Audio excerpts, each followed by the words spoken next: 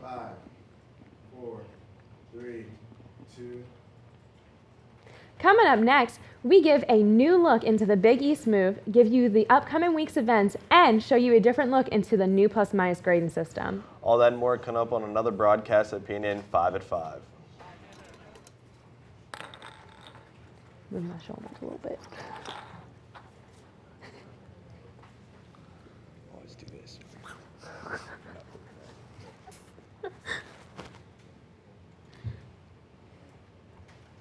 What up? Can you say that instead of what's up? What up? Yeah. I tried.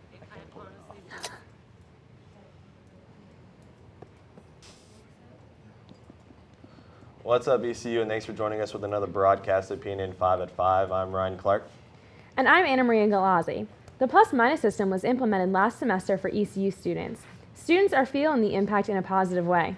Justin Bolton has more with the story. I'm in favor of it. I was one of the people who was in favor of it to begin with. History advisor Wade Dudley is talking about the new plus and minus grading system. That decision was made some years ago. But the system was just implemented last semester. The new system lets professors evaluate students more accurately. It was really, one of the driving forces was to recognize our students and their actual abilities, which is hard to reflect with ABCD. It really does more accurately reflect the student's performance. I like the fact that it distinguishes better among the students across the grade scale. Business undergrad director Karen Coos says she is more neutral about the grading system since there hasn't been a big change statistically. Well, at the end of fall 2011, the semester GPA was at 2.86.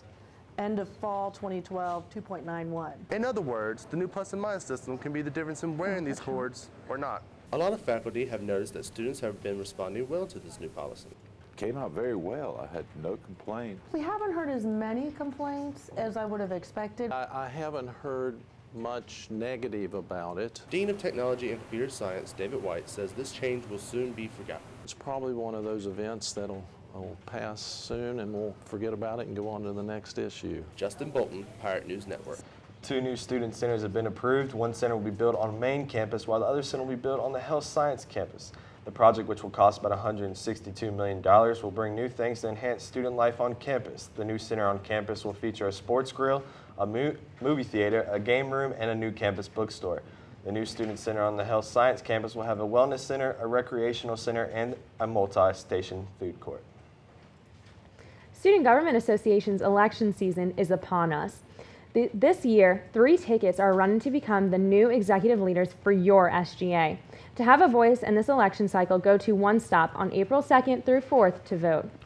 ECU's Campus Recreation and Wellness will be hosting its 2nd annual Spring Fest Wednesday, March 27th at North Campus Recreational Center. It'll be from 4 p.m. to 7 p.m. Students will need their one card for entry. Free food, a battle of the bands, inflatables, volleyball, and beach games will be some of the things involved in this fun event. Students can attend Spring Fest and support the 4th annual North Carolina State University Relay for Life Challenge. The competition started Wednesday, March 20th and ends the 27th. In order for East Carolina University to stay the reigning champs, we need to raise the most money online in that week. For more information, you can go to piraterelay.com or visit @PirateRelay on Twitter. After falling last Friday in the Conference USA Tournament semifinals, the Lady Pirates were fortunate enough to receive a postseason bid. The Lady Pirates will play in the first round of the women's NIT tonight at Western Kentucky. Tip-off is set for 8 o'clock. The men's basketball team, after clinching the program's first postseason win in Division I history on Tuesday, advanced to the 2nd round of the collegeinsider.com tournament. The Pirates will play at home Saturday evening against Rider. The game is slated to start at 5 o'clock. Tickets are $5 for students with their one card. Tickets are on sale now. With the upcoming move to the Big East Conference, Pirate fans look toward an increase in our upcoming recruiting classes. Alex Gajewski catches up with a couple of our Pirate coaches to look into the advantages of the Big East move. East Carolina football is making its largest conference move in school history. They're headed to the Big East for the start of the 2013 season. The change in conferences will result in a new TV deal, and head coach Ruffin Michelle says recruiting has benefited from the move as well. Biggest thing is the relationship that we're able to establish. I think that's always in recruiting, ability to establish a relationship between player and coach. But the Big East was a great selling point for us.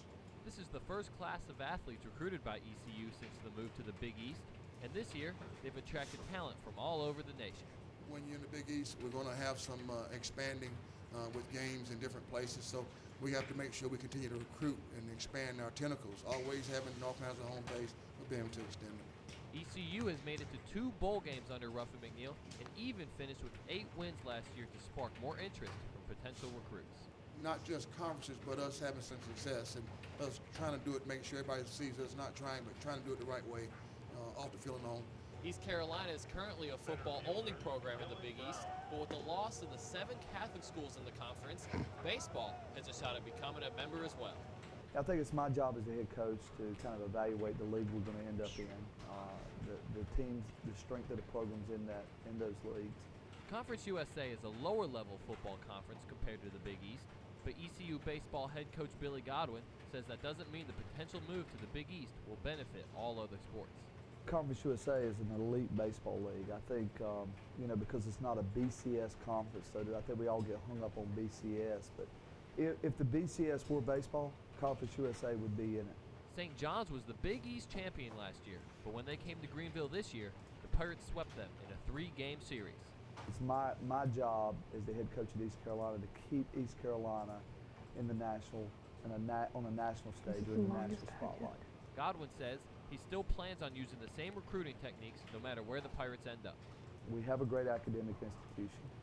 We have a great fan base. That's not going to change. Right. Although Conference USA is a better fit for baseball, Godwin still has trust in his university in whatever direction it plans to go. Whatever league we end up in is best for East Carolina. Alex Gajewski, Pirate News Network. The baseball team will kick off conference play this weekend. The Pirates, who are struggling 11-10, will travel to Houston for the start of their Conference USA season. The Pirates are coming off of 2 midweek losses to UNC Wilmington and High Point University. The softball team, who have struggled to start the season as well, will host Houston this weekend. The Lady Pirates will kick off the series Saturday with a doubleheader. The first game will start at 1, with the second game starting at about 3 Saturday afternoon. The Lady Pirates will conclude the series Sunday with a first pitch time of 12 noon. That's it for 5 at 5 from Pirate News Network. Have a great week. See ya.